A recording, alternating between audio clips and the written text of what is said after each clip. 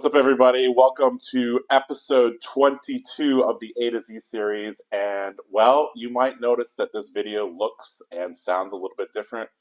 That's because we're doing this on, in the flesh and blood instead of on Discord. With me today is Eugene C, famous Globetrotter and Rhinar player. And yeah, today's going to be all about Rhinar, Eugene. I know this is one of your favorite heroes, and I can't think of anybody better to have on for this episode. Thanks for having me. Yeah. Well, we are, just a little context, Calling Memphis just wrapped up, and Eugene was like, hey, I need somewhere to stay for a couple days before I go off on my global adventures. I'm like, hey, you can just come stay with me. As long as you do an A to Z episode. So he was like, all right, deal. So that's kind of the story behind that. That's why we're actually, literally next to each other. And yeah. All right, so let's jump into the episode. And, well, today's all about the Green Man, Rhinar Reckless Rampage, the OG brute from WTR. Well, Eugene, why don't we start off a little bit about, tell me a little bit about yourself. Tell me about your history with the hero. And, why do you love this hero? I've been playing Flesh and Blood for about 4.5 years. Well, actually, around 4 years. I have first played this when I was in Hong Kong, and that was during COVID time, and I was in a shop trading other cards, but that's when I was being presented of this game. Mm-hmm. So my first deck that I was being presented to or given to was a Rhinar deck, and that was in the Blitz format. So I actually get to play Rhinar in my very first armory, and the first game that I played against was against a Prism, and that was people just teach me why I would need to block a 6 against a phantasmic attack. Yes. So that's how I learned about why all the cards in Rhinar are 6 attacks or above. Yeah. Well, that's a long time ago, Eugene. We've come a long, long way. For those of you who don't know who Eugene is, I'll sing his praises a little bit. So this guy, literally #1 on the XP leaderboard. He goes to so many events. He's played this hero for so long. He's won a battle hardened with Rhinar. So, and yeah, this guy knows this deck in and out. And if you're remotely interested in Rhinar, this is going to be the episode for you. So, all right. Well, we have a deck list. This is the deck list that you used in Memphis, or something very, very similar to it. Could you talk a little bit about, Rhinar's position in the metagame, and, why pick Rhinar instead of KO or Leviathan? I would be slightly biased. I'm actually very happy about the meta right now, contrary to what people think. So I think Rhinar has a very strong place in this meta, given for most of the heroes, Rhinar is at least a very strong contestant, if not favorable, in some of the matchups. So, for example, in the MSC series, I would say in at least 2 of the heroes, they're actually very favorable against, and same for the meta, which I was happy to about some of the matches in the Calling in Memphis and also earlier times, which I've tested and tried different formats of playing Rhinar. And the one thing that I really like is it's very flavorful and flexible. For Rhinar, it's one of the very, very few heroes that you can play all different play styles with your deck and sideboards. So for that, I don't think a lot of heroes has the luxury or the ability to be able to do so many different things at the same time with the hero with the deck that they constructed. So for the choice of Rhinar, the Intimidate ability, I think gives you a new window that you can plan for different play styles. And compared to the fellow brutes for KO and Levia, the ability, if you actually read Rhinar's abilities, is whenever you discard a card with 6 or more attack during your action phase, Intimidate. There is no one numerical value about it, but there is actually intrinsically a very strong ability, is the Intimidate part. So Intimidate, if you go first as Rhinar, people would usually be really intimidated by the very beginning. How many damage am I gonna take after being intimidated? 1 or 2 or 3 or even 4 hands. I've literally seen Kanos die on turn 0 in Blitz from getting intimidated 4 times. It is definitely within the cards, and so there's quote unquote like a small. You actually paraphrase this hero ability, say, if Rhinar goes first, you might be intimidated many times, and maybe possibly lethal. Yeah, if you could start the game by dealing, 5-6 damage, that's really, really solid. So I think a lot of people will look at Rhinar and they'll say, well, they'll say Intimidate doesn't have any value against decks that don't want to block. Mm-hmm. And what would you say to those people that are like, well, Zen wasn't blocking you anyways? Well, for Rhinar, in the old days, there were not as many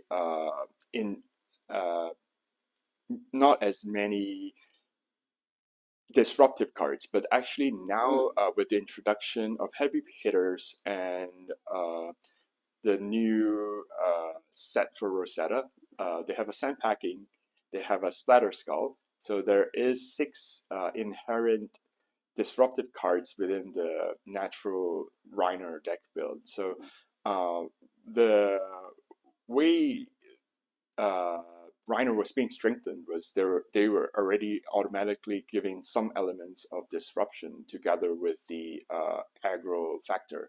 So for decks that would not like to block, there are actually things that I would do to disrupt that automatically, which sometimes you actually do need a block. If not, you'll lose your momentum. And over time, losing momentum turn and turn over again if my disruption is continuous. Mm-hmm. Okay. So why would you pick Rhinar over Levia or KO? So KO, kind of the numbers deck. Levia, has a little bit quote unquote better numbers. They're both, very reliant on cards like Bloodrush Bellow, Swing Big, Wild Ride, stuff like that. Yep. So for Rhinar versus KO, I think one of the main thing is Rhinar has 2 claws and KO only has 1. That is true. And confirmed fact. Yes, and this is actually a handicap into KO, which makes it slightly less favorable because Rhinar, it's very doable for Rhinar to have a 4-fold attack or 3-fold. The 3-fold would just be like a swing big, a wild ride with 2 manable claws, so that would be a 6/3/3. Or if you have go again somehow, you can do a Bear Fangs for 8 and then 8/3/3. For KO, you would only be able to do a 6/3, but on 4 pitch, and that would be a little bit odd. KO's ability does give you 1 extra might, but then Rhinar, on the other hand, gives you an extra claw, which does 3 damage. Mm-hmm. Of course, it costs 6 pitch, but but over time, if I were be able to claw twice versus KO being able to discard a card and get 3+1 damage, Rhinar actually can outvalue KO in the aggro perspective. Okay, sure. Okay. I also think some of the benefits of playing Reinhardt is that you have a lot of poppers, so you're kind of insulated against, Phantasm. Mm. And also Intimidate is a mechanic that there are decks in the format that want to block with particular cards They want to utilize particular cards to attack back, and Intimidate can really mess up their flow. And that's the like you said, the numerical value of Intimidate is very hard to quantify. I know you're like a real math guy, but and there's tons of lines of scab skins that are, it's hard to calculate the EV. A lot of it comes down to, you know, your gut feeling and your experience at this point, right? Like you've played thousands of Rhinar games, and you can kind of see the matrix at this point, right? Yeah. Yeah. All right. Let's jump into the main deck here. So what we've done is that we've kind of made the main deck as 52 cards, and then we have a bunch of sideboard cards that we'll kind of talk about once we talk about the 6 styles of Rhinar, as you coined. But let's let's first start off with the equipment. So let's just go head to toe. Let's just start with the Scowling Flesh Bag. So this is the new. When this came out in Dusk Till Dawn, I was like, oh goodness, this is because Rhinar's ability says on your action phase, right? You can't disrupt them on their turn. But now the Scowling Flesh Bag, being able to intimidate, it's at minimum it's worth 2, but at maximum this can be worth 10 or more. Right. The intimidate function during your opponent's turn is one of the very timely addition to the Rhinar's hero ability strength. So I was overjoyed when I see the Scowling Flesh Bag, and it actually, it blocks for 2 and actually do intimidate one of the random hands in your opponent's hand. So strategically, they would look at the existence of the Scowling Flesh Bag and actually preempts them from doing things that they wanted to. And with the existence of it, your opponent would think twice to do what they're trying to do. There's also a little bit of synergy with cards like Send Packing. If you know that they still have the Flesh Bag, you kind of want to put the important piece in the arsenal, so it doesn't get intimidated by the Flesh Bag. And then, if it's in the arsenal, then it gets attacked by things like Command and Conquer Pummel. It gets attacked by things like Send Packing, and so that's some nice synergies there. This is an excellent card. You're going to play this every single time you don't need Arcane Barrier, right? Yes. There were before this exists. There were other headpiece like generic for Crown of Providence, but Scowling Flesh Bag is a very good choice. If I have more sideboard spaces, I do want to play Crown of Providence for some matchups, but given the tightness of the sideboard cards, I for now is not using Crown of Providence. Sure. Okay. All right. Let's talk about Savage Sash. This is from the KO Armory deck, and this basically allows you to go extra wide. Generally, are you getting discounts on 2 attacks? Is that kind of what you're aiming to get with this, or I would say it's strategic use for the Savage Sash. So the normal use of it is that you block 2, and then you would find a turn that when you really needed that 1 cost discount by means to finish your Flourish Bellow attack, to finish or as an initiator, just costing 1 if you have a blue pitch playing Pulping Wild Ride. So at the for the plan, maybe you'll play 3 6 wide attacks, like Pulping, like that would be the craziest, one of the craziest things, like because the Pulping might run into a Beast Within or a card called Skullcrack. Skullcrack is actually a little bit underrated because whenever it's discarding a card at random, it gains 1 pitch. So that 1 pitch is very essential for the not Breakpoint, but the pitch. It's kind of like Tunic. Tunic, right? That's free Tunic, and it normally translates to 1 extra pitch, and pitch is very precious in Rhinar's play. So if you get one extra pitch, you might be able to, at the very least, claw once more to do 3 damage. At more, it might give you a chance to play a Blood-Rush Bellow, which would be very, very explosive. Or it could have been 2 pitch together to play a swing bait. So that would be, it could have been 3 pitch, play Pulping, discard Skullcrack, and you can play a swing and a swing bait. So it'd be 3 for 14. So that's where all the value comes from. But back to the Savage Sash, there are many different uses of the Savage Sash. If you were to go first and you have an explosive Blood-Rush Bellow turn, sometimes I might even crack the Savage Sash in turn 1 at the opportunity to do maybe 10 damage through. That is definitely worth it sometimes. Yeah, for those warrior players out there, sometimes you break bolters on turn 0, you know. Yeah. Same principle here. If you can get, you know, your opponent down to 30 on turn 0, it sometimes is worth losing the 2 temper. But yeah. Okay, solid addition. Is there any consideration for Tunic, or is this just too good? Tunic is not as applicable to Rhinar, because sometimes you do want the 2 blocks is very precious, because now that your armor suite is abundant, you have 2/2/2/2 block in all slots, and you actually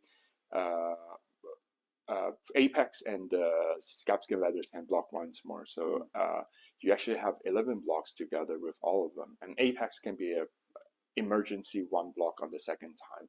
So I mean, the Savage Sash can be emergency. The 11th point. The 11th point of defense. So it given all these armor suite, Rhinars actually can be very defensive at times too, because of its armor suite. And there are ways, Rhinar, you can be a turtle Rhinar if you wanted to.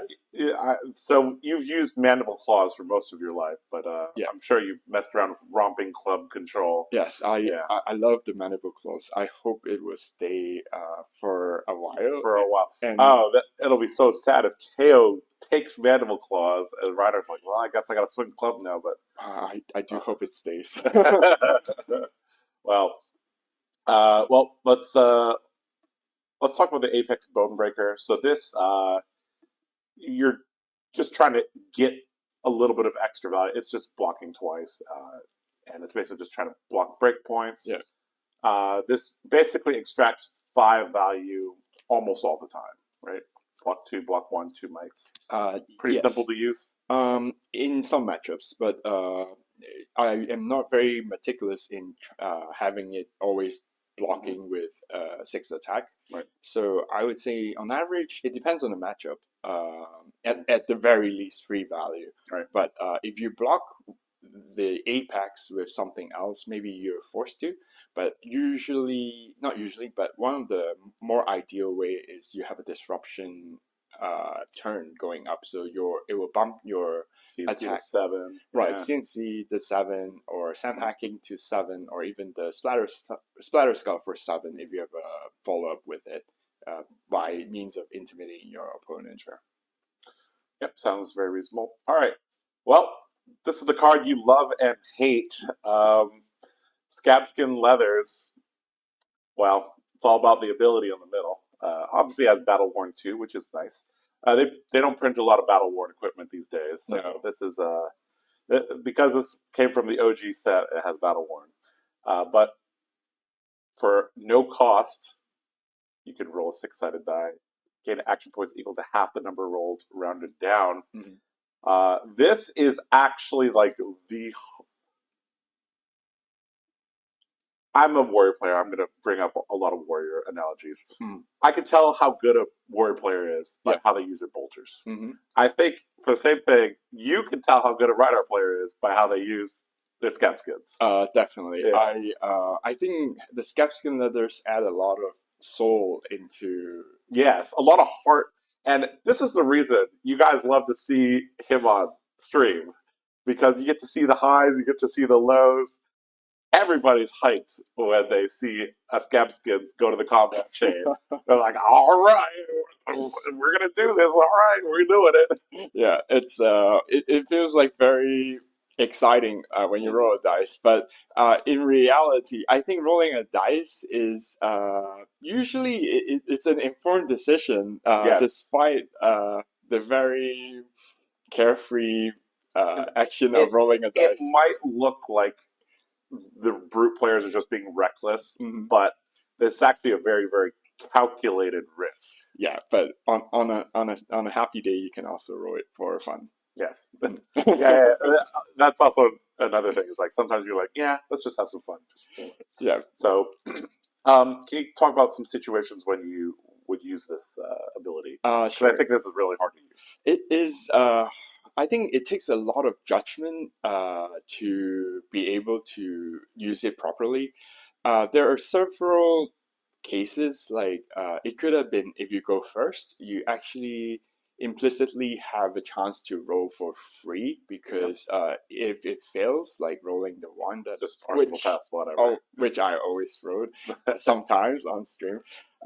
You actually just lose the turn, and if you would not have rolled it, you would not have done any damage anyway. So it's like a opportunity to absolutely improve your situation, maybe half a step up or one step up, without having a step down on your failure. So it's like a fail-proof way to roll a dice. There are other situations, maybe you're in the middle of the game, sometimes you're behind, and rolling the scalps would substantially increase your chance if you were to succeed. And of course, if you fail the dice, you might lose the game right away, but that usually might not be the case. Like you might be less advantageous in your already disadvantageous game, which you might have to resort to rolling again. Yeah, if you fail, you can just fix it with rolling again next turn. Exactly. Yeah. So just take a round of damage and do it again. but hope is not all lost when you roll one. Usually, in this Rhinar or play, so there's always a second chance. I have to ask. I don't see any gamblers' gloves here.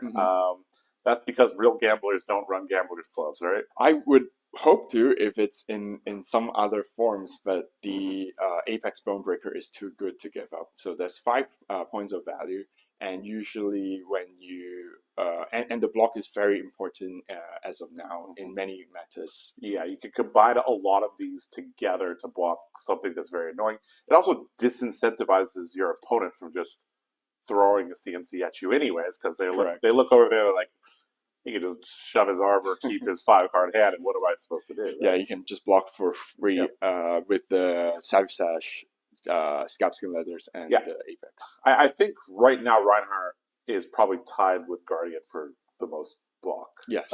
Like Warrior doesn't have a 2 block in the boots, so they're I think you literally Brute and Guardian have the most armor. All right. We talked a little bit about the mandible claws. Is there any other things that you want to kind of touch on here? I know that there's some, basic interactions with agile windup. Giving this go again. But is there any other?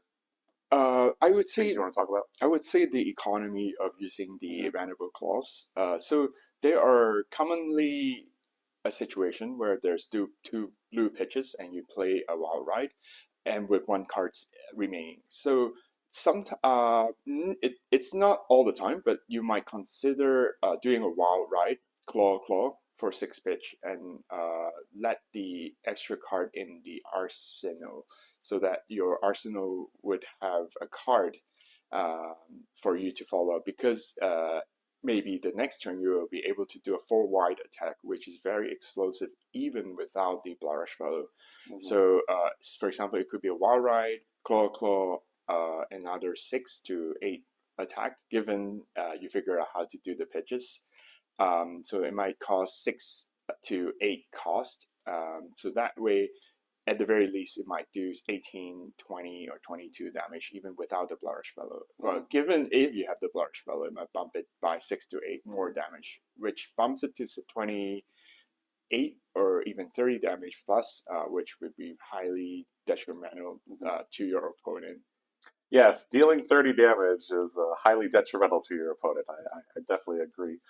So you mentioned a little bit how there's Blood Rush Bellow turns, but also just the Mandible Claws convert very cleanly into damage as well. So if you draw the right hand, so there's flexibility on offense and defense. So yeah, all right. So we've covered the equipment. Well, we also have some equipment in the sideboard, but we'll kind of talk about that as we talk about that. So let's just go down to the main deck here. And I think one of the, you mentioned to me before we started recording, is that, the ratios, 21 reds, 12 yellows, and 19 blues is very, very purposeful. And I guess that also informs some of the decisions for cards. Yes. So I would actually like to highlight the point that for red counts, I have tested over many games. So my thoughts is in the past I was being slightly more greedier. I wanted to play 24 reds, so then there are more reds for me to play, and things are all good. So because I will always have a red, but things are often too good. Yeah. They become all red, and you would become very sour looking at the quad red hands. Quad red hands, especially when they can't. Some of them don't block. Yes. Can be like if you draw a quad red hand and you have a pulping and wild ride as part of that. Let's say you draw like pulping, wild ride, swing big, and skull crack. Like that's just pure sadness there, right? Exactly. So that's why in the math, you can actually do a little bit of probability math. So if you were to have 21 reds, your chance of having quad red is about 1.5%. But trust me, it doesn't feel like 1.5%. It feels like 20% to me. I somehow quad red all the time. That's because you play so much Rhinar. Yeah. You draw up hundreds of hands a day, so it's gonna happen. But yeah, you have a psychological bias on how often you get the reds. Yeah, but exactly. On 21 reds, it's around 1.5%, but so less than 2% definitely for sure. But actually for Rhinar, a lot of them are too cost intensive. That's why your quad red hands are so troublesome, because there's not much way out of it. But given I'm running 21 reds, there are three 3+3 cards that has less than 2 cost. So which three of them is called Freewheeling Renegade. That's one of my favorite cards, which is not very commonly seen. Oh, I see the synergy here. Okay, so this is a 1 cost 6 power card. If it's defended by an action card, it gets -2. However, if they're intimidated, it might be very difficult to defend with an action card. Also, they might just not want to block. So exactly. So this is a good solution to a quad red hand. So an average but okay solution is to block with 2 reds and pitch a red to play a freewheeling renegade. Yeah. So okay. So it's like you have 18 reds for in terms of disaster situations. Exactly. Which is a big difference. It reduced your chance by almost 50%. So it dropped from 1.5% to maybe 0.9. So it's actually very good. It's kind of similar to Enlightened Strike and Sink Below. Kind of like, well, if you draw quad reds and you drew an E strike, well, you can block E strike, or you drew quad reds and you have Sink Below, well, now you get another look. It might have been even better, because this could have been a 0/6 without the necessary second card. So somehow, if you were able to get a free pitch from a Savage Sash or Skullcrack or Skullcrack, or emergency, you can crack the Savage Sash and just play freewheeling for a 0/6, which is it can be timely in some places. Okay.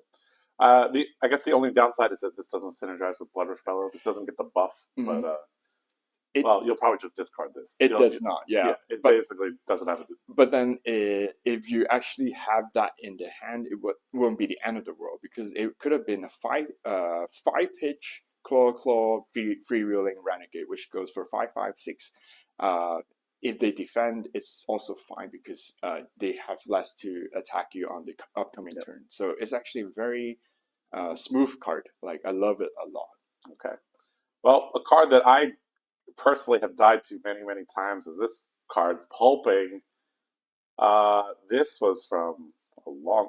Was this from Monarch? This is an old card, but this is one of the ways to, before all of the agility tokens. This is one of the OG ways to get go again. Is if you knew that if they ended their turn without an arsenal, Yep. or they were a deck that did not have a lot of D-reacts, Pulping was pretty much guaranteed. Well, not completely guaranteed because you could draw a non-6 power card. Yep. Guaranteed way to go again. Let's quickly take a side note. It looks like almost all these cards, except for Bloodrush Bellow, Barraging Beatdown, and some of the blues are successes. So about 2/3 of the deck is 6 power. The rough baseline is at 60%, but at this construct, you have 21 reds, and ideally capping at 21 reds, and the rest of them you would normally I play 21 blues. So in blues, there are only for Rhinar, there are only 3 cards that has a 6 attack. Yeah, you hear that, LSS? Hint, hint, hint. I would definitely want more 6 attack blues, as do other Brit players. And it would be. It would help Reinhardt get more than 285 LO points in 5 years. So then I have 21 red, 3 blue, and the rest of the 6 attacks are from yellow. So I would probably aim for from a minimum of 36 6 attacks up to the sky is the limit. So this does build some variance into cards like Pulping, Wild Ride, and I guess those are the main ones that could. Bloodrush Bell could also fail as well. So, tell me a little bit about why that percentage isn't higher. For example, KO is literally running like 57. Yep. 57 and 3 Bloodrush Bellows. Like, why didn't you go for that? More 6 power cards strategy. There is a main constraint and downside of Rhinar's deck build is that you do need blue pitches. So you do need to have a substantial amount of blue pitches to sustain your continuous Popping Claw. Obviously, you do need a blue pitch, 2 blue pitch to do a Popping Claw. So that given the deck availability right now, there are actually only 3 6 attacks. There's a lot of 5 power blue cards. That's why KO gets to run them. But there's not a lot of 6 power. Correct. So that you just have to embrace the variance. That's right. So given the current deck availability, that's necessarily evil that you have to have a certain amount of blues, which happens to be able to fail. Sure. But if you run the numbers on a longer scale, if you say have played Pulping and you have 3 cards in hand with 6s already, and you still draw 1 and discard 1, the chances are at least you already have 3, so that's 75%, and you have maybe 60% of the time the 4th card that you drew is a 6 attack or more. So your cumulative chance of doing it is roughly 90%. So that's like 9 in 10 chances. So given that you're not extremely unlucky, which sometimes you might just discard a Bloodrush Bellow and cry, but most of the time it doesn't happen like this. But when it happens, just cry. Okay, so there's less variance than it looks like, but there's still some. Right? There is some, but it's not to the extent that is so unstable. But you can still fail from time to time. But if you fail twice in a 9 in 10, it's like 1%. So that's within acceptable type of risk that you're taking. So I think it's actually still very consistent on a long-term basis. All right, the next card, this is like the only red card from WTR I see, is Savage Feast. Now, to get So as an additional cost to play it, you have to discard a random card. If the discarded card has 6 or more power, you get to draw a card. However, this, on first look, it's like, well, I drew a random card. What am I supposed to do with that when I don't have an action point? Well, yep. You're supposed to have an action point, basically. That's right. So for Savage Feast, with the introduction of heavy hitters, there is a agility token. And before heavy hitters, the way to get action points are limited, but there are ways. So one is Rose Scalps. The other one is a not very known card, but it's called Sand Sketch Plan in the in my blue choices. Yep. So please, I would remind everyone of the existence of this card.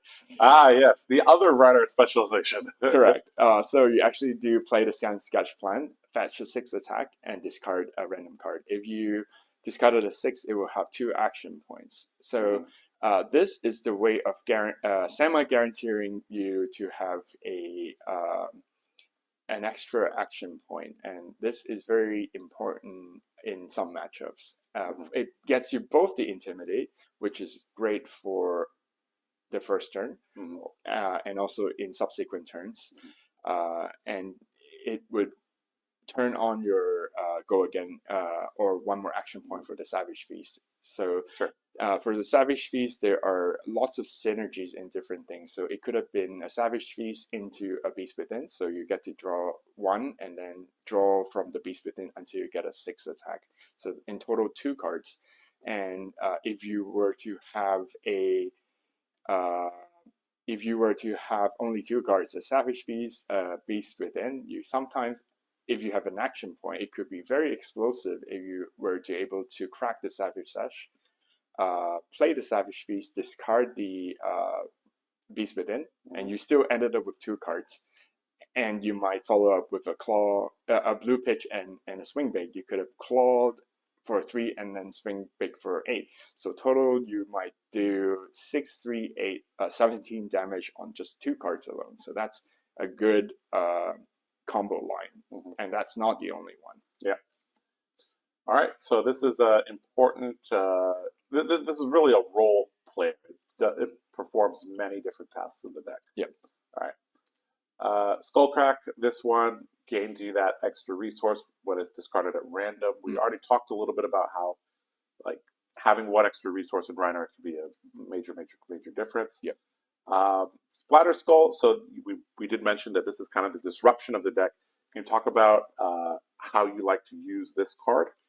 A Splatter Skull can be used in at least 2 different ways. Like the main way is you have already intimidated your opponent by means of all the 3 draw and discard attacks, like the Swing Big, the Pulping, and the Bare Fangs.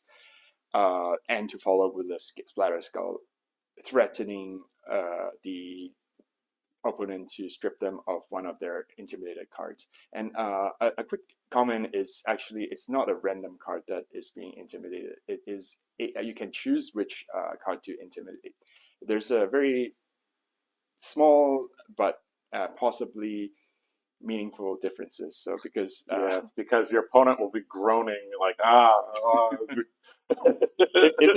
if they don't block, actually there might be an indication that the first card is more important, it's less important or more important. So then you actually might from this very small things you can work with those. Okay. That's pretty cool. Well, Brute Disruption is pretty powerful. That's why it's majestic from the last set. This was very, very important. And you can actually play this out and do a wind-up to intimidate on the chance that your opponent does not block. So then it will intimidate and get that random intimidated hand. Ooh, that's dirty. That's dirty. All right. Swing Big. Let me ask you a question, Eugene. Do you carry around a Quicken token for your opponent? I do. Okay, good job. Some Brute players just play Swing Big. I'm like, all right, I'll block 9, and they're like, okay. I'm like, where's my Quicken token? They're like, 2 for 8 is really good. I really love the Swing Big. It's good for attack, and sometimes even for blocking against prism attacks, so they can't really reduce it by 2 and let it go through. So, or even for a specific 3, but yeah, -1. If it -1 is still 7 attack, which this deck has 4 7+ attacks, which buff up the numbers. There are other brute cards that has more than 7 or more attacks, but I'm not including it in this cycle. Some contestant would be the Savage Swing Red 1 for 7. I used to play it quite a bit, but then and in this meta, the damage output is sufficient enough, so I'm not adding it in this meta. But there are other red cards that you can consider and be adding to the meta as it evolves. Yeah, this is a extremely strong card against particular decks that just have go again anyways. So it's like, what are they going to do with the Quicken token? Like the most that they could have used that was like E-Strike sync card, or maybe levels, don't have to pick go again or something. Exactly. The fact that it attacks for 8, it takes 3 action cards to block, and it's very, very difficult. And if there's a Quicken token, it would be quite difficult. The only downside is that this card's kind of bad against Dual Wield Warrior, because they're very happy to block for 3 cards and then pitch a blue and swing swing. True. There are downsides to it, and that's why it's 8 attack. So sometimes the Quicken token might help your opponents to a great deal. So you actually do need to consider if you actually want to potentially give your opponent a Quicken token. So it's not a no-brainer. That just comes from experience in the game and matchup knowledge there. Right? All right, the last red we have is Wild Ride, kind of similar to Pulping. It extends your turns. It costs 2, it attacks for 6. Utilized in almost the same way as Pulping, right? Yeah, it has its differentiation. So for Wild Ride, it's more preferred if your opponent are more likely to run defense reactions, because your Pulping would stop being go again even if it's intimidate, even if it's dominate with the discard of a 6. So Wild Ride guarantees you to have a go again if you discard a 6. That's why it doesn't block, right? Yeah, for the Pulping, Wild Ride, and Bear Fangs. I do have 1 Bear Fangs, so it's good because it has 2 down here. It has 2 down there, but usually I run 1 for the extra 2 damage, which would prove to be quite useful at most times. All right. Okay, Agile Windup. Agility tokens are good. This is good on turn 0. You talked about the synergy with this and the Splatter Skull. Is there, this gives claws go again at instant speed. Are you mainly using this on your opponent's turn or your turn? Both, but most of the time in my turn. If I go second and I have this, I will use it on my first turn. I would consider to use it on my first turn. Okay. On their first turn, after blocking out everything. So if I were to use it this turn, in my turn, I would start with the Agile Windup usually and do a blue pitch call and follow up with something else. It could have been Agile Windup, Intimidate, Claw for 3, go again, and the 1 cost that I talked about, the Freewheeling Renegade. So that's where the Freewheeling Renegade really shines. It could have been a blue pitch for 9, which is very high in card damage efficiency. Or it could have been Agile Windup, 5 pitch for Claw, and there is a card called Run Rough Shot in the blue. So new card. Yeah, costs 1. So then it also increases the efficiency, where 5 pitch can already give you 11 damage. Right. And it's very solid. Very solid. And if you have 6 pitch, you can do a claw 6 attack, and with anticipating next turn, you would have an agility token, which would make it very smooth for your next turn. And while this turn you maintain a high damage output of 3, 3, 6, or 8 damage. Yeah. Okay, so it kind of allows you to keep tempo as well, and there's some cute tricks with it. Seems good. All right, Beast Within. This is the card that you hate to see auto discarded or even randomly discarded because, well, they get another card back, basically. Yep. Cost them a little bit of life, but the biggest turns often involve discarding Beast Within, right? Yeah. I love this Beast Within card. Love and sometimes hate when I got 5 or 6 cards banished. Have you ever died to Beast Within? I have. Like, Okay. And those are the moments that when you're down to 1 or 2 life and you play your Pulping or your Wild Ride or Bare Fangs. Draw discarded. And you are secretly actually hoping that your tail risk of drawing the Beast Within does not happen. Normally, it's a good thing to have, but in the situation where you're very close to death, you do not want that. So getting an extra card is going to be quite helpful, especially considering it's guaranteed to be 6 or more. Yeah. So that means it's probably a card you want to play out. So if you have extra pitch, this would be, yes, very helpful. Yes. But there's there's a smaller point to the deck construct is when you have less reds on the Beast Within, you're less likely to draw a red. Which usually there are red, yellow, and there are only 3 blues. So one sweet spot of the Beast Within is, and having fewer reds, is that you would be more likely to draw a useful yellow to aid you with the pitches. So that's one thing to pay attention to too. If you have too much red, your Beast Within might be red. Okay. All right, this is the most brute card to ever brute, Bloodrush Bellow, the big turn alert of brute cards. Brute attacks gain +2. You have to discard a card, obviously.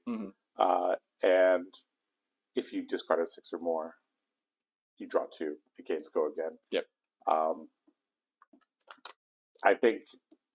I think we all know how powerful this card is, but is there any tips you can give people on how to use this better? There are many considerations in playing the Bloodrush Fellow. Even if you're a Bloodrush Fellow, you sometimes need to look at your other cards. There are many different pitch-wise combinations. So with the Bloodrush Fellow, you can have 3 reds. That's actually the most undesirable form of having the Bloodrush Fellow. Yeah. It's not the end of the world, but it's definitely not very favorable because if you pitch a red to discard the Bloodrush Fellow, you're banking on the fact that you might draw 2 blues to finish your attacks 3 wide, or maybe at least yellow and a blue to do it 3 wide with the aid of some other cards. Less bad would obviously be yellow. Bloodrush Bellow with a yellow, red, red. So you might be able to think of all the combinations like red, red, red, yellow, red, red, yellow, yellow, red, blue, blue, blue, and all the way. So the red, red, red is your trouble hand, and you might need to keep in mind how to handle those two because you're like a triple red with a Bloodrush Bellow. It's hard. Maybe you need to do an attack and arsenal the Bloodrush Bellow, and maybe you should just gamble that you're gonna draw 2 blues. So these are situations where it's most challenging to judge what you want to do. Right. But that comes with a little bit of judgment and experience, and it takes quite a bit of practice. But for Bloodrush Bellow, the normal form or the desirable form is definitely a blue pitch, Bloodrush Bellow, discard, and then claw attack. So 5/5, 5/5, 8, 5/5, 10 is a very common form of doing it. So there are tons of synergies that you can do, like could be a Wild Ride, Pulping, go again. It could be 2 6 wide attack, so it would be 8/8/5 for 21 damage. It could even be cases where you discard a Beast Within and then draw more Bloodrush Fellows, which people will squirm. And sometimes you just have to play 2 of them. Yeah, and then it will end up being like a very, very heavy double Bloodrush Bellow or even triple, 3 times the charm, and it will might wipe your opponent out immediately. Yep. All right. The other disruptive card is Send Packing. obviously you want to use this at the end of the chain. Is the 3 cost a little bit awkward as well? The 3 cost is fair for a yellow card, and given that it can banish your opponent's card, so it is on par with CNC, and actually it forces your opponent's card out immediately first. So and you get to see what it is. Yeah. And sorry, against Leviathan, actually, if you have transformed, it goes into the nether zone. Like you can never get it The back. super banished zone. The super banished zone. So the sandbagging has some. That's why Rhinar is better than Leviathan, guys. A little bit. Sorry to some of the Leviathan player. I have played Leviathan. I've also enjoyed it. Yeah. Okay, so I mean, disruption is very, very valuable. You kind of have to predict when they're going to have an arsenal, though, right? Yeah. So, because if you're going to keep a hand with send packing, you kind of have to make sure that there's something there to hit. Yeah. Although you could just, maybe just play a different line and discard this. I guess it's also fine, right? That comes with Pummel in my sideboard. So actually, sandpacking, it's a two cost valve attack, and it can be pummeled. So it's a good follow up to the disruptive cards. So as I said, there are 6 inherent cards: the sandpacking and the 3 Splatter Skull, and so on the sideboard, I also have 2 CNC. So you actually get to pummel with CNC, and but I don't need to use the CNC quite often because the 6 disruptive cards is good enough. So I can just use them from time to time. But CNC is reserved for some other situations like for Azalea or from some very hyper defense reaction intensive cards, decks. That's a sideboard consideration, and it's good to have. Okay. All right, let's take a look at the blues. Good old barraging beatdown. This used to be, I used to see the red a lot in Blitz, but now we're just down to the blues. Yep. Why is this at the? Why did this make the cut for blues? So given in the blue zone, I do run 21 blues. So there are 3 that is staple. The 3 6 attack. The Wreck-A-Rom, that is always there. So that leaves you with 18 choices, open-ended choices. So usually there are like the 2 Reckless Swing is already there. The Barraging Beatdown is good because it solves your quad blue hands. As bad as it sounds for quad red, quad blue is also not a desirable form for Rhinar, which it also happens when you have 21 blues, so you also have 2% to draw a quad blue. So on top of red, it can be quad red, quad blue, quad yellow, and actually there are a list of undesirable Rhinar hands that you can have. Oh no! And so quad red is 1, quad blue is a close second, and actually if you draw 3 non-attack actions or yellow, red, red, red is not that good. So it's like a B tier non-desirable hands, but those it's best that you minimize those in the deck construction planning. So then, so now for barraging beatdown, you're actually trying to minimize the clunkiness of your quad blue hands, and sometimes it does increase your efficiency of damage output and give your opponent stressful moments in having the extra intimidate, which is very useful at all times. I used to run some reds and some blues of it, but this is very strong against some decks that really do not like to block. But given the meta right now, I do not see that I need an extra red or yellow yet, but it's actually much desirable to have it if you have some particular matchups. For example, for Enigma matchups, for Florian matchups, where all they do is they do counter attacks. But if you have all their hands intimidated, you will safely be happy that you will be able to close their to clean their board state or be able to attack them without having them block anything. But as of now, like this meta, you do not need too much of this setup. Okay. But it's one of the possible deck build. Sure. Okay, we also have Nasty Surprise, aka Screw You Codex user. You know, making an agility might and a vigor token is very, very strong. Like, vigor tokens are generally reserved for the guardians and the warriors. Yeah. And getting that extra vigor token, like you said before, one resource is a big difference. Obviously, the agility is huge. Hey, the might make things come in for a break point. Mm. You could also start with like CNC for 7 with Go Again, like this. Exactly. Yeah. So Nasty Surprise is really nasty sometimes. So it's a unsung hero for when your opponent forces you to discard a card. And for Rhinar or other root cards, it has very good efficiency because it has 2 claws. So 4 pitches can do 2 claw attacks if you have a free Go Again. And it can easily be 4 and 3, or if you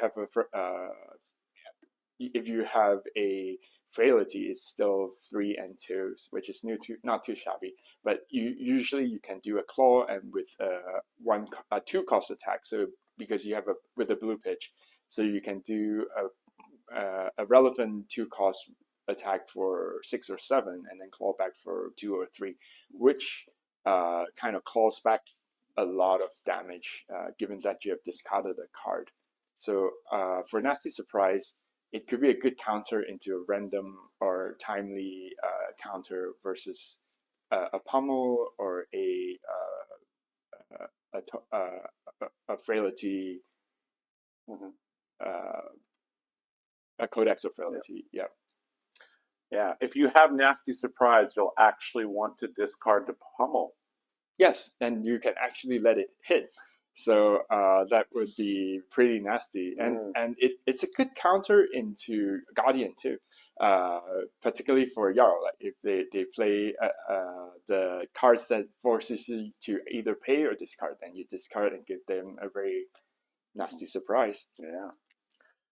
All right, Reckless Swing. I cannot count how many times I've lost to this card. Yeah. This basically says, hey, your opponent starts on 38. Yep. It's good on the first turn, and it's a good finisher at the same time. So if your opponent hits you, they're always at risk to be reckless swinged, which is also unsung hero for some. Like taking off 2 damage in your opponent's first turn is not something that you can achieve all the time, but it's really good to have. I cannot count how many times. Like when I was kind of newer to the game, I would be swinging my Dawn Blade and they're low, and I would see them like overblock the Dawn Blade. I'm like, yeah, and then eventually I figured out why they were doing that. They're just trying to clear their hand of all the non-6 power stuff. Exactly. So whenever I saw Jack Tang, block with Barraging Beatdown, and then another thing, I'm like, oh, I'm dead. Yeah, it's good for cycling the deck faster too. So there is also a consideration in deck cycling. So you can block with your whole hands on your first turn, which cycles your deck faster. That's also something that you might want to consider. You do want to see your Flourish Fellow faster, so to present your damage earlier, so that you're not being shorthanded in the later turns. Sure. All right, we also got Ripple Away, mainly used against Codex. Any other particular things that you're trying to look for? Ripple Away has some very interesting use in strange times. Like Ripple Away could just ripple away for nothing. That is actually a thing that you haven't thought about sometimes, because maybe you have 3 blues, and maybe you have 2 blues with a Flourish Fellow. Sometimes you actually just want to ripple away a blue and just do the Flourish Fellow on the consideration that it will always succeed in discarding a 6 attack.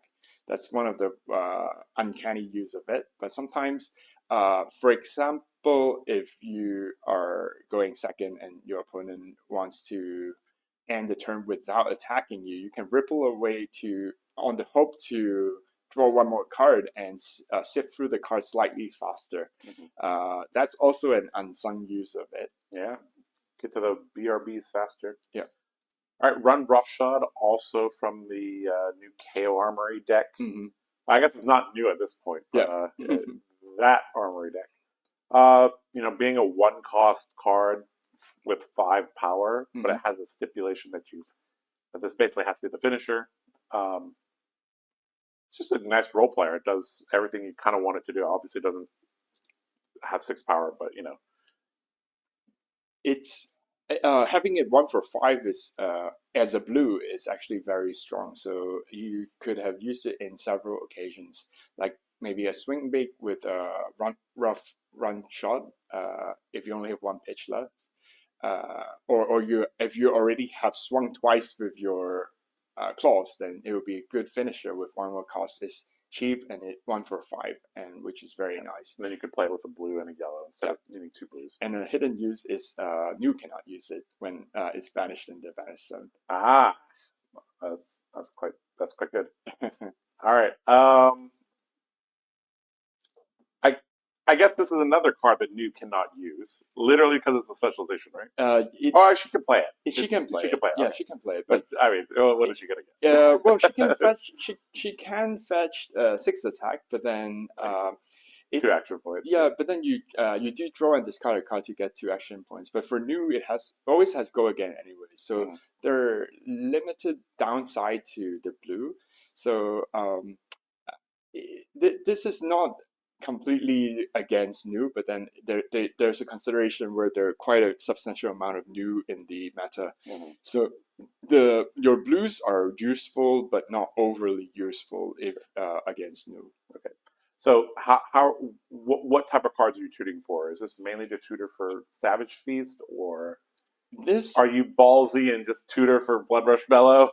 This is called Sand Sketch Plan, I guess, by the developer for a reason. So you actually the plan is sketched in sand. So nothing.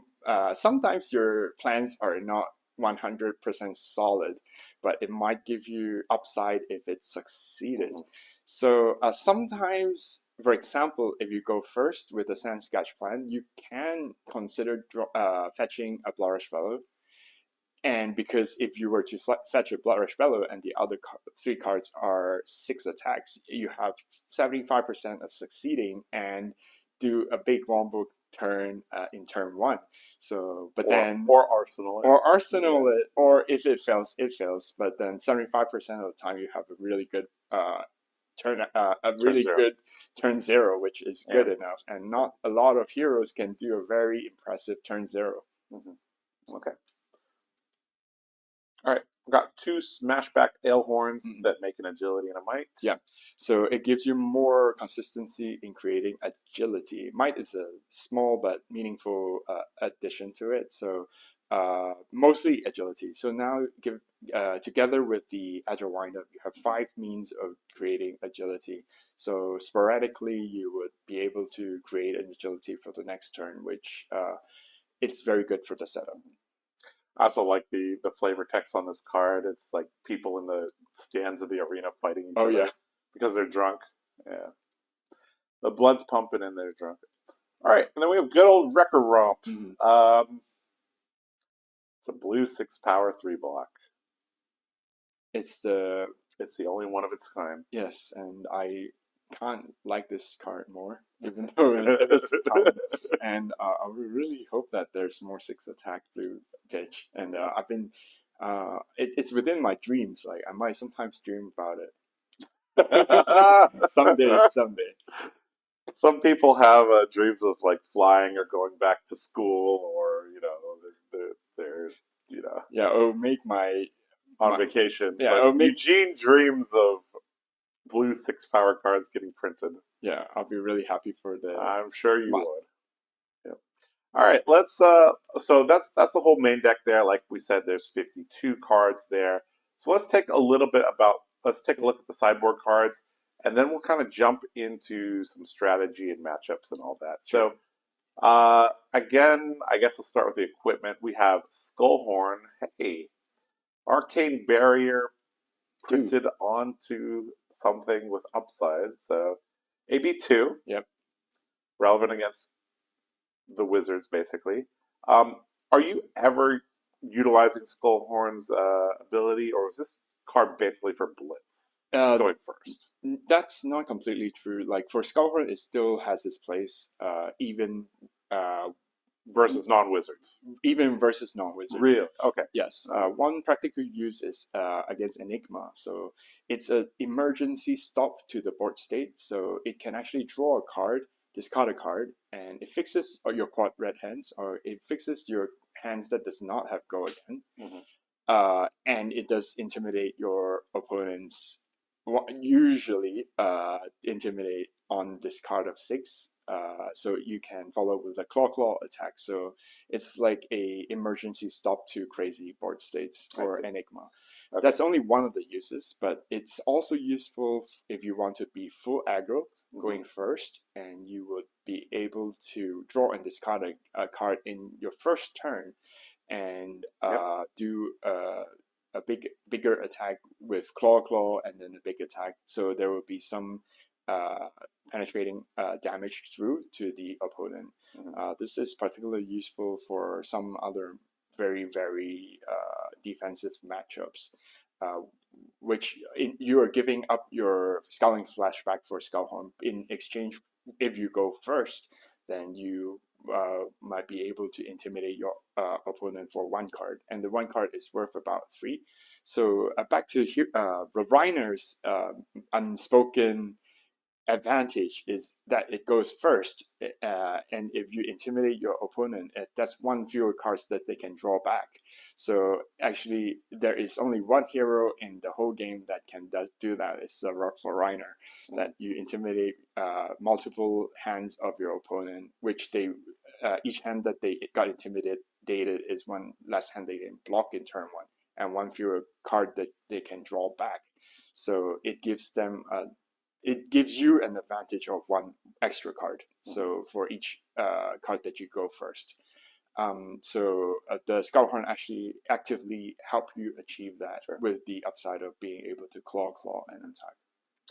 Right. Null Rune Gloves, I presume this is just against Rune Blades, and maybe extra AB against the Wizards. Nothing much to talk about there. It is good for Wizards and sometimes Rune Blades. So it's good that way. But for versus Rune Blades, some of the matchups you might use it, some of them you might not use it. Sure. Sometimes you just race. Sometimes you just race because your alternative armor piece of choice is the Apex Bonebreaker, which is 5 value. Yeah, which is 3 to 5 value. So you need to make a very conscious choice of choosing 5 value or do a Null Rune Gloves. All right, so let's talk about the other cards here. We have 1 copy of Alpha Rampage. This is extreme synergy with Barraging Beatdown, but also this is kind of a good way to finish the game. If you're in double-digit health, like low double-digit health, you are in danger of dying to this combo. So Rhinar can drop very low and then just have a deterministic win. Correct. For now, in this meta, I play 1. I used to play 2 or 3. It depending on how badly you want to be able to intimidate your opponent's hand. With this current deck construct, you can intimidate maybe once or twice. 3 times is a rarity. With Alpha Rampage, you can achieve 3 intimidates easier with the help of maybe a Flourish Bellow. There are full intimidate setups. You would add Massacre to the equation, but Massacre is a 3-cost 6 or 8 attack, which would take to be quite costly to play, and you might clunk even more if you do quad reds and yellow with these 3 attacks, which is less synergistic. So I play 1 because sometimes you do need a little bit more intimidate power to close some of the hyper defensive decks.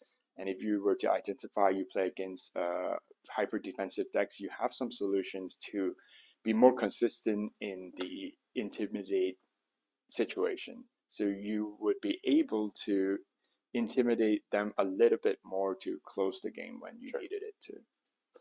Okay. Sounds like a nice tech piece that, like you said, it kind of flows between 1, 2, and 3. Yeah. It's depending on the meta. All right, got 2 copies of Bear Fangs. Doesn't block, but it puts a ton of damage out. Um, what type of situations are you using this card in? Like the racing matchups or for now I use Enigma? for now I use 1, but if you want to be upping your aggro outputs, I would play 2. Having too many Bear Fangs might backfire a little bit because there are too many blanks and there are turns that might give you all the blanks. But given this, I only have 7 to 8 blanks if I only play 1 Bear Fang. So I'm limiting the amount of Bear Fangs that I play from 1 to 2, or sometimes I don't play it depending on the situation. Sure. But the Bear Fangs, the 2 damage helps in closing in the damage output to your opponent. So it adds up a lot to damage efficiency. So your 2 damage would add up and snowball over time because you would reach to people's 0 health a little bit sooner, and that little bit would count when they're down to the low teens. Yep. Games are often won or lost by a single point of value, so Bear Fangs being 2 is quite nice. Yep. All right, Command and Conquer. What's there to say about this card? I guess you could pummel it. You could also use this as a chain ender. Yeah. It doesn't get buffed by Bloodrush Bellow, but it's still a very good card. It's a very good card. I use it only from time to time in the disruption type of play. For aggro type of play, I think it's not completely necessary because the other cards have slightly higher above rate damage efficiency. Command and Conquer is purely on the disruptive side, where you would play it to disrupt your opponent turn, and especially if their defense reaction intensive. But with the existence of Crown of Providence, this might be the opponent might be able to counter that by swapping their arsenal and have a 5-card hand. So that you're always aware of, but they can only do this once. They might have blocked it earlier with some other attacks. So use it when it's favorable. Sure. All right, the only D-React in the whole deck is Shelter from the Storm. It has dual purpose. This card is like $80 for a reason. I mean, you can use it as a D-React. You could also prevent Rune Chance. You could prevent arcane damage. You could prevent other reckless swings from killing you, I guess. Lots of different ways to use it. Why is there only 3 D-Reacts in this deck? I can play more. I used to play 5, but now I play 3 with the focus more on the different formats, the different play styles of Rhinar. But then for now, 3 is good enough for covering the bases. So you can having 3 of them would prevent many of the bad situations where you do really actively need some defense reaction. Sure. But having too many of them will clunk your hands, and especially if it's red. And as I've said, you can only have that many reds without quad redding more often than you want. Yep. So that's why I choose 3. I did not choose the sync below because syncing it is not necessarily as important as the 1 damage prevention as of now, because sometimes I might want the 1 prevention in the current meta. Sure. Yeah, there's also, assassins and ninjas running around throwing things at you, so Shelter, quite good against that. Got a single copy of Battlefront Bastion. This is a consideration of the increasing amount of 1/1 attacks. So I'm adding 1 to add a little bit more buffer to these 1/1 attacks. So I would be able to maybe the usable ones, obviously all the assassins, all the ninjas, So this could be a good card to have. I did not choose red or blue because blue is usable by new. Red is slightly clunky because it's a 3-cost red. So I've been using 1 yellow, and it also adds the a little bit more 6 power. Yeah, more 6 power count. So if I want to up my total 6 power count, this is one of them. Sure. All right. Talking about more 6 power yellows, we got Mighty Windup. So Agile Windup makes an agility. Mighty Windup obviously makes a might. Yep. So the main synergy here is with the hero ability being able to intimidate and push a little bit of extra damage. Also, you can carry one of that damage to the next turn. When would you bring in Mighty Windup? I would usually bring in at least 2 of them, 2 or 3 of them.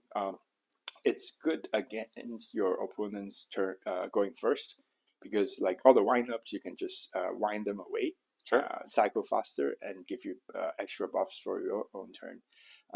Even if I were to go first, it's also one reliable source to turn on your claws with 1 intimidate, and the use of being able to turn on the claws is important because it makes sure you can double claw, given that you have enough pitch. And with this deck construct, double claw is a common place to be. Sure. Okay. All right. Well, we got good old Pummel, but not the red version. No. We got the yellow, two yellows and a blue. Disruption is good. Disruption is good. But for now, I choose 3. For people or friends who knew me, I have run various amounts of pummels. Like I have ran 6, 4, 5, 3, or 2, 1, or 0. And this is why I think Nathan and I, when we were casting the Battle Hard in Hong Kong, we saw you discard pummel to draw discards, and we were like, "Huh?" Well, we know you like running pummel, but it was just like, "Oh no!" Yeah, discarded pummel. That gives a lot of suspense to your attacks because if you have an indeterminate amount of pummels, then your opponent has no certain way of knowing if you have pummel or not, or because there are deck builds that can play 6 pummels, you can vary from 0 to 6 pummels.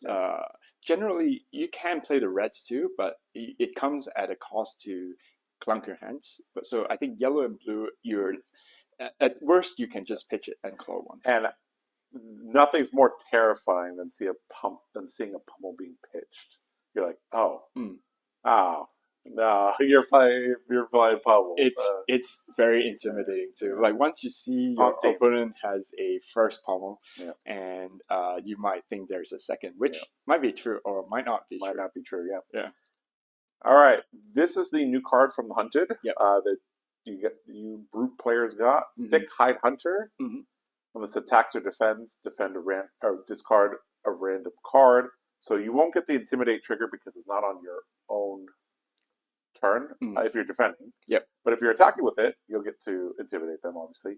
I guess this is mainly used on defense, though, because, hey, look at that corner. This is not a normal amount of block for a card. That's 6. 6 in the bottom right. It's a good addition. Personally, when I see this card, I was really hoping that it would be a blue pitch 3. Yes, we know, Eugene. Thanks. But actually having it as a 6 attack 6 block is also pretty good. I think this would find itself having more use if there are more guardians, and it can be good against ranger dominating attacks too. So sometimes they think when they intimidate you, you can only block for 3, or 4. But where there is an opportunity for you to block for a 6, which matters a lot in some cases. Yeah, having a 6 block plus that much armor means, like, if they go real tall on an arrow, you can deny them. And that's got to be the biggest feels bad ever, to, like, run into this. So. And this is, it has an extra bonus that you don't have to discard a random card if you don't have a card. Yes. So it could be a good finisher, cost 2 hitting for 6, so it's 1 cost fewer than your normal 2 for 6. Also, if this is the last card that defends, it's just block 3, block 3, block 3, block 6. That'd be kind of good. But I did not run 3 because sometimes you do not want a pair of them in your hand, or worse off, having 3 of them in your hand. It will be a bit troublesome to play. Yep. So that's Makes why sense. I reduced it to 2. But it might find its way to having 3 of them worth it if the meta has changed. Yep. All right. Well, this is the mandatory in the current metagame, I believe. 3 snag, obviously, mainly played against the assassins. Yep. There's also a few other matchups there. This is relevant. You just need this as part of your sideboard these days. Yeah, I would have it as a sideboard, but against Kano, I would put a snack on it. Yeah, just up your blue count. And to cycle my deck if it's safe to cycle. Sure.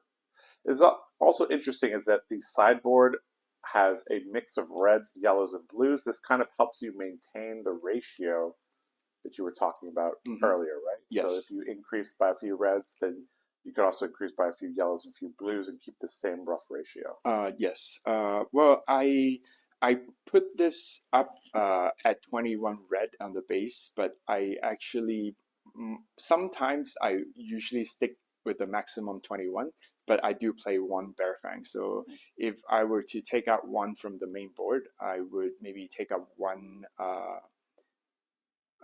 Skullcrack if I were to go first. If I were to go second, I might go take away. I might still take away Skullcrack. So it depends. All right, sure.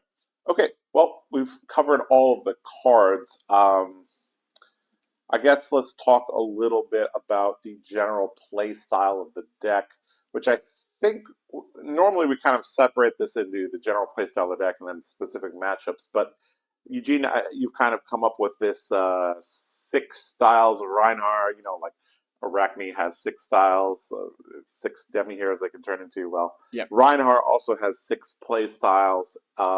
They kind of dictate how you want to sideboard, how you want to approach the matchup strategically, and like which matchups you want to target. So why don't we kind of run through that now? And first up, it looks like we have like a little paper right in front of us. The first one is the pure aggro style of Rhinar. So which of these cards would help do that, and which match, like what's the play style, what matchups do you want to play this against, and then what cards come in?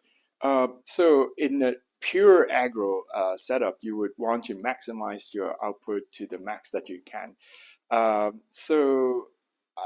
I would say like raw damage. Of course, it will come with some disruption automatically, and that's a big bonus. But your main aim of the game is to be hyper aggro as much as you want it to.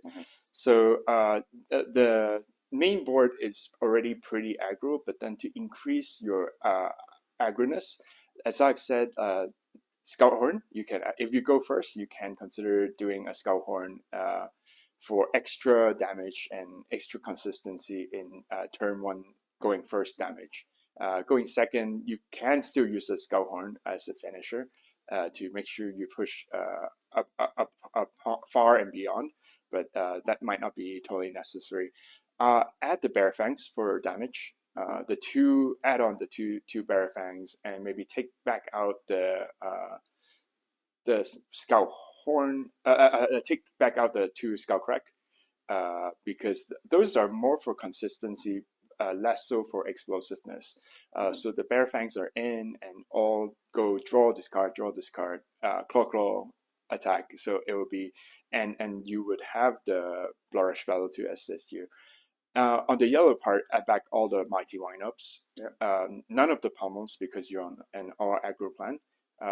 Thick Hide Hunter, you might add 1 of them to up your 6 count, so to increase your chance to discard 6 appropriately. And you usually play on 60 count, and add back 1 snag or 1 pummel. It's a personal choice. It doesn't make a huge difference, but usually personal flavor, add a blue pummel for more consistency. So I think you're almost at 60, but not quite if you're swapping the Bearfangs for the. Right. If not enough sixes, I'll add on the yellow. I would state again the importance of being disciplined on the red count. Having 21-ish is a soft spot for preventing quad reds, Sure. and I do not want quad reds. Okay. What type of heroes would you be playing this against? I would recommend against Enigma and Florian, and the likes of it. Actually, Teklo-Vossen is within this list too. Yeah, if you play them once in 100 games. Right, but it's actually very efficient if you do hyper or very aggro playstyle with this. So for Florian and Teklo-Vossen, you actually need to be able to present a chunk or big damage intimidated.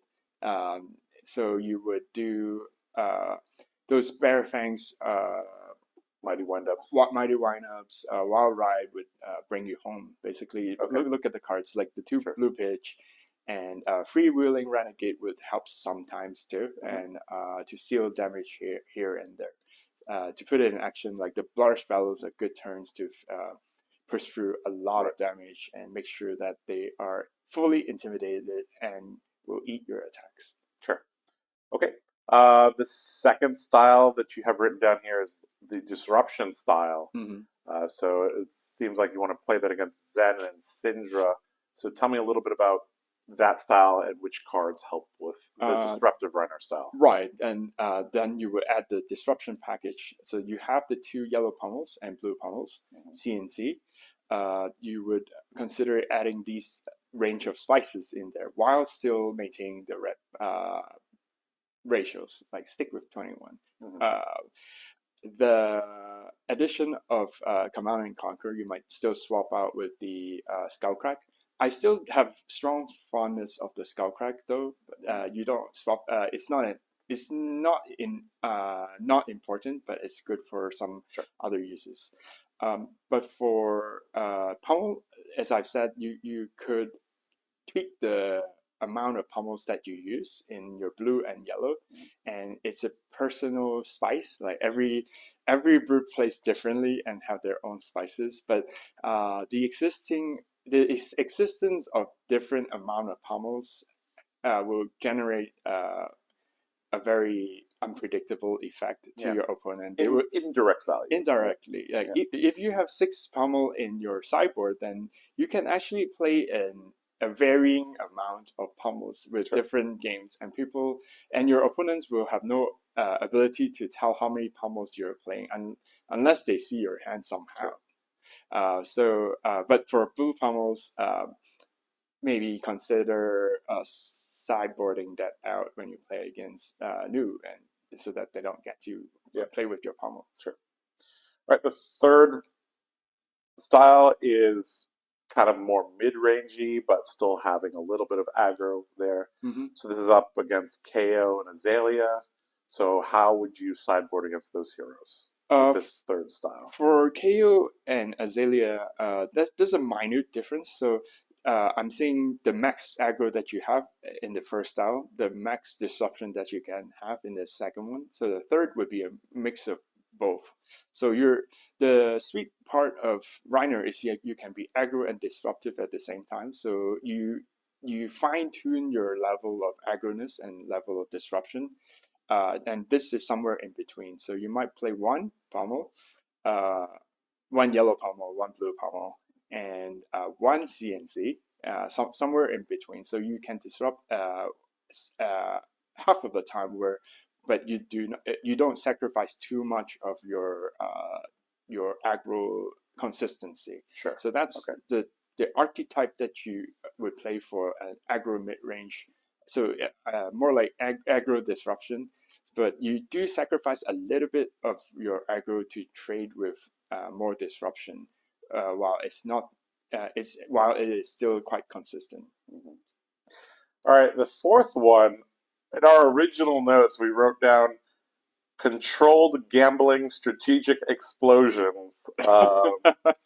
we shortened that to situational gambler. That's right. So I guess this involves rolling scab skins Uh, and timing your offense correctly. right. I like to visualize this as as a physical The fourth style. like a physical wizard by that funny anime from Marshall. Okay. So it does a big chunk. Like Rhinar does not do any magic damage, but then the Right. way the play style, like it's creating magic, that suddenly it creates a lot of damage out of nowhere in the physical form. That can be applicable with the likes of, say, Viserai and Kano.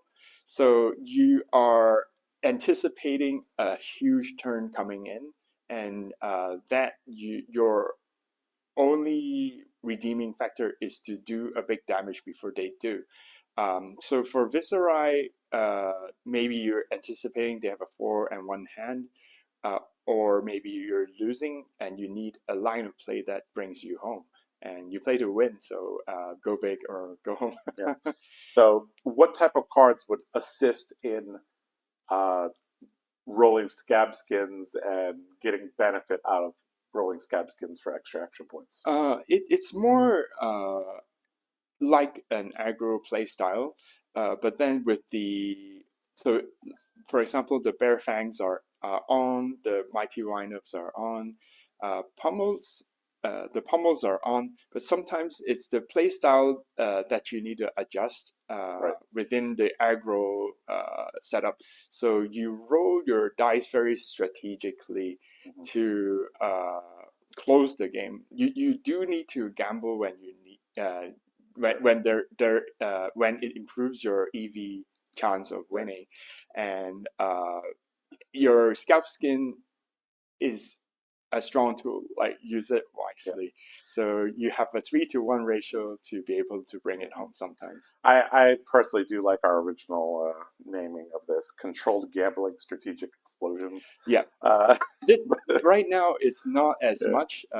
You can tune it more by adding more of like sand sketch plans to. You can play 3 sand sketch plans to be a bigger gambler. So sure. Plans are sketched in sand, so not in stone. Yeah. Not in stone. So that's more of a situational setup. But right now, I do not play that all the time. If they were to have more in the meta, it's an archetype that you can consider. Sure. All right. Style number 5 you named as chaos, and in brackets you put everything everywhere all at once. Yeah, so it's a great movie. Yeah, I really like that. And so basically, this is the chaotic one. It's the chaotic one.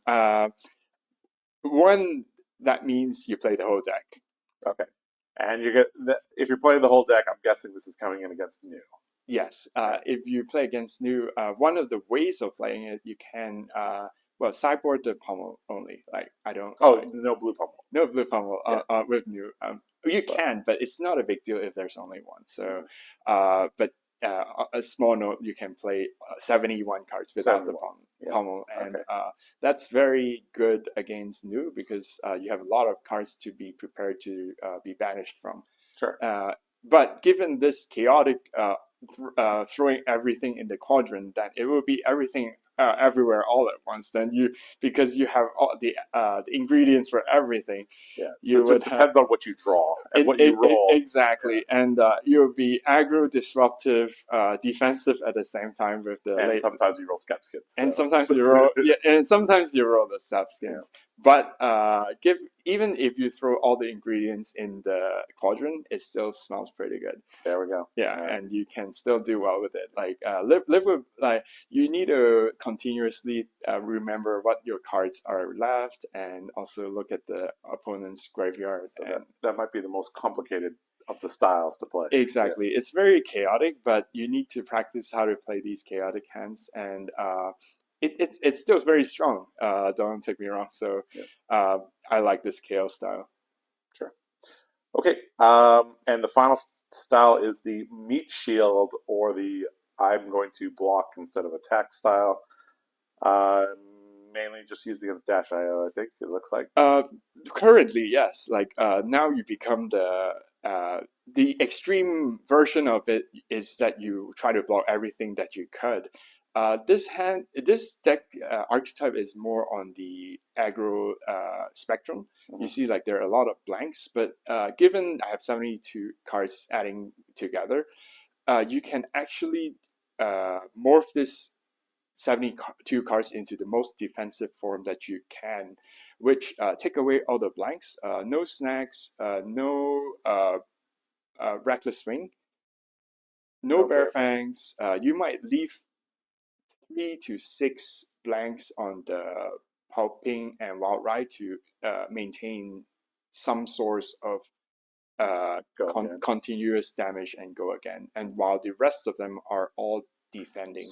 So is that matchup going to end in fatigue typically, or just for Dash.io, it could the most extreme of the extreme would be full fatigue. That's the spirit of the Mage Shield. Like now, it's a bit. Rhinar is it is available.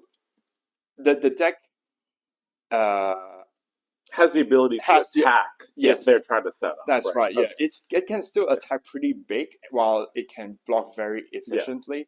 So if you were to block out your opponent's turns, it's very possible, and especially with Thick Hide Hunter, it now can block for 6. Yeah, max velocity for 4. Right. Sure, we'll take it. So it blocks a lot. So that's also one of the means of play that you can play within the Rhinar. Okay. So to wrap up, of all the 6 forms, I have this 72 cards. I can play all 6 forms, and I not many deck builds in a Flash of Blood character can do all 6 at the same time. Yeah. So given said that, this is how Rhinar can really shine in all the matchups. I think all the matchups in Rhinar are very playable. There are matchups that is slightly disadvantageous, but then there are actually a lot of matchups that is very favorable that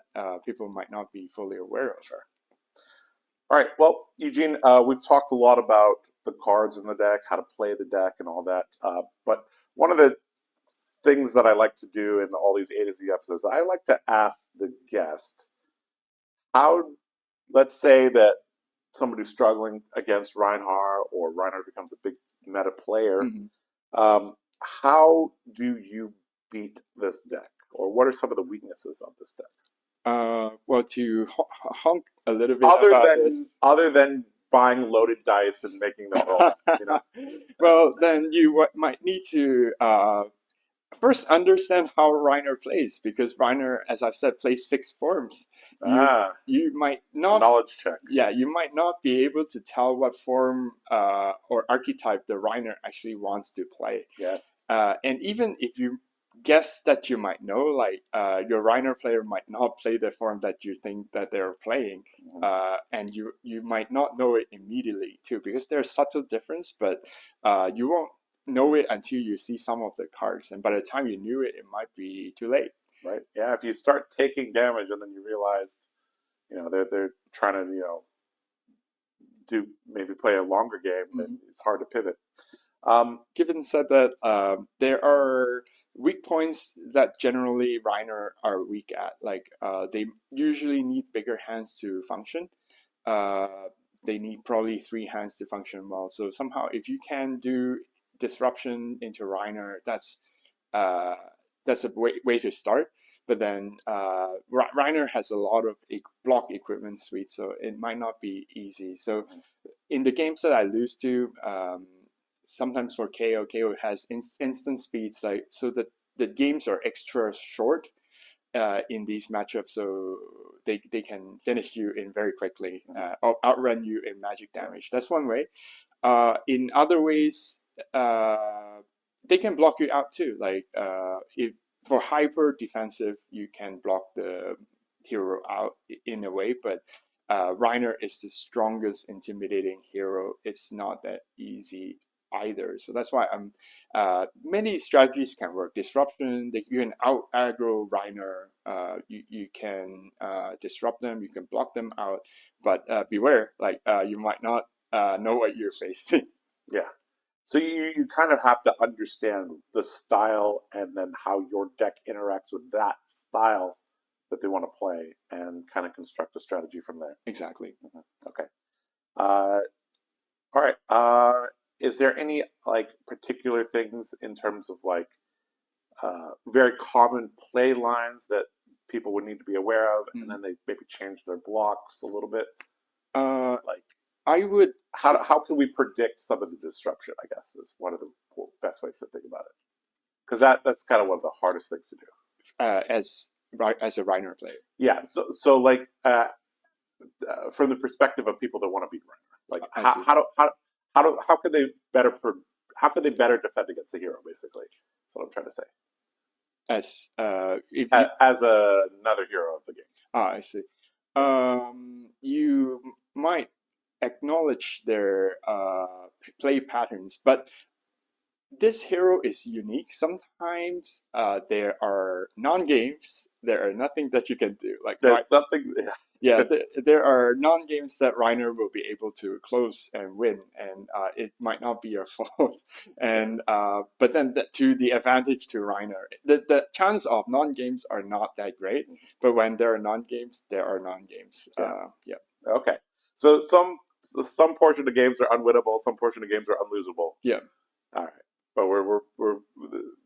But there's not that many. But something in between, then you can use your strategy against Rhinar normally. Sure. Okay. Yeah. All right. Well, Eugene, we've both been going for about an hour and a half now, but any closing words, shout outs, where can people find you? I don't think you've made a lot of content. This is like the first piece of video content that you've made. Yeah, I'm glad to be able to share my journey playing Rhinar for the past 4 years. I have played a lot of Blitz on Rhinar, and I really liked it. So I was able to enjoy it for the full 3 years until I went LO.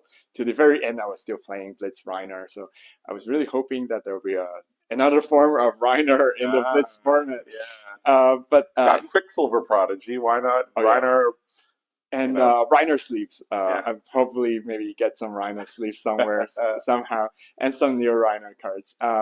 And for CC, I'm learning and also trying to play better Rhinar skills. And fellow Rhinar enjoyers and player, I think you gotta believe this hero. It's actually very strong with the right play skills. It takes a lot of training, a lot of practice, but it is very rewarding in its performance. And there are things that you might want to practice. For example, you're going first.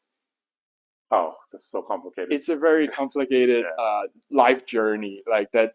You need to understand fully the whole game and how the numbers and statistics works. I came from a bridge playing background before playing Flesh and Blood. I really like this game. Before Flesh and Blood, I played, and that's how I learned statistics and probability, like how much of the chance that you would have in different layouts of your deck build. I think deck build is very important for Rhinar. So then you know your odds of drawing S tier, A tier cards, B tier cards,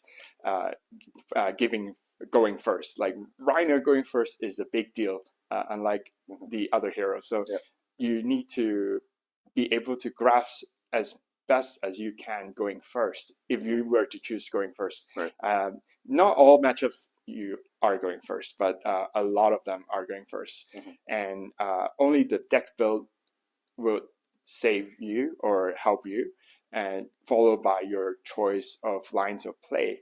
And the lines of play takes practice and judgment, and that's when I think the judgment, it takes practice and a lot of thoughts. And that's also why I really enjoy playing this hero, is where you have a strong sense of being able to plan out your game strategy, and it's very mesmerizing. Yep. And the good thing is that, even though Eugene said, hey, it takes a lot of time and effort and experience to get good at Rhinar, Rhinar only has like 300 LL points. You got so much time, unless Eugene starts winning back-to-back callings with Rhinar or something. Then it's going to speed up really quickly. But, you have a lot of time to enjoy this hero. I'll try my best, and hope people would get to like Rhinar a lot more and understand the play more, because it might be quite easily misunderstood. And I want to tell a little story. So I was like, Eugene was, telling me about how great Rhinar is, as he does, and then I was like, okay, you know what? Let me try to learn Rhinar. And then so what he did is he got his Blitz deck out, and he laid out 10 hands. So 4, 4, 4, 4, 4, 4, 4. And he said, okay, this is your starting hand. This is your starting equipment. Which of these hands look good to you? I'm like, this one? He's like, wrong. This one looks pretty bad. He's like, no, that one's actually pretty good. And I was like, okay, this is really hard. I'm like, he's like, okay, let's just pick one of these hands. Okay, let's pick this one. Like, all right, how would you use this hand? And I'm like, I felt like I was like completely out of my element. Like, I'm not even playing the same game. I'm like, I guess this looks like an Arsenal pass to me. And he's like, nope.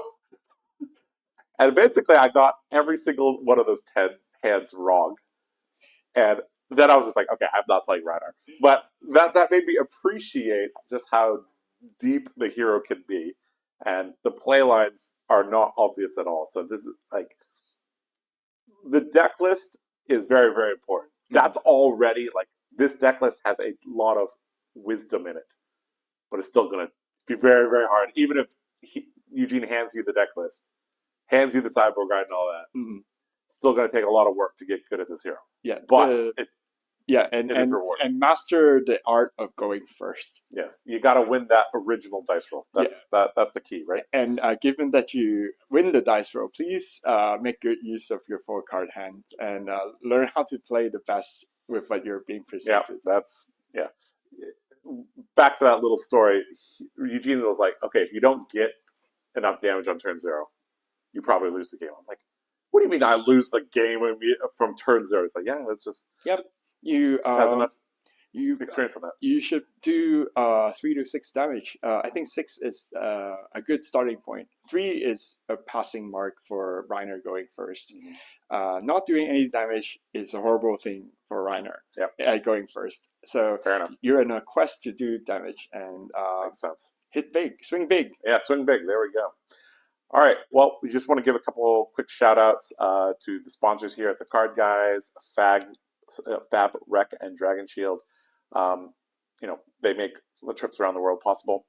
Also, we are planning on trying to get back to a more regular schedule for the AtoZ series, so we hope that we can pump out the rest of the heroes. There's still quite a few to go, but hopefully we can finish the whole series in about a year or so. So that'd be good.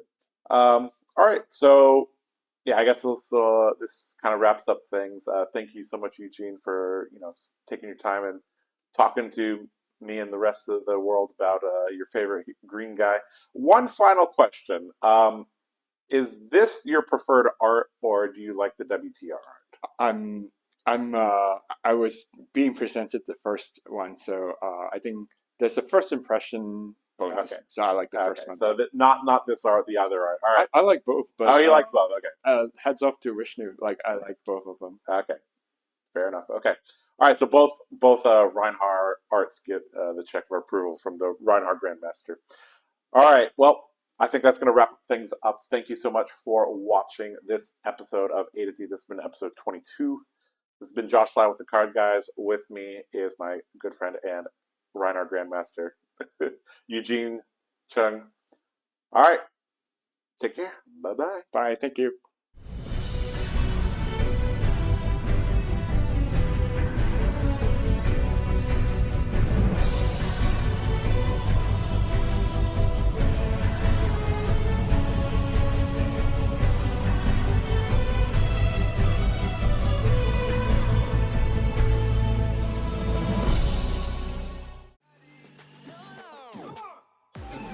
hey man, did you get the KO deck for Worlds? No one's doing that, okay? Like, Courage to play whole horse now. Don't kill him. Get greedy. You need two cards. Put him in the middle for now. I like it. That's perfect. All right, next year. Arcane champion. Robert. And we're gonna have to order a couple more. Thanks for watching the video. Here's some more Card Guys videos you might enjoy.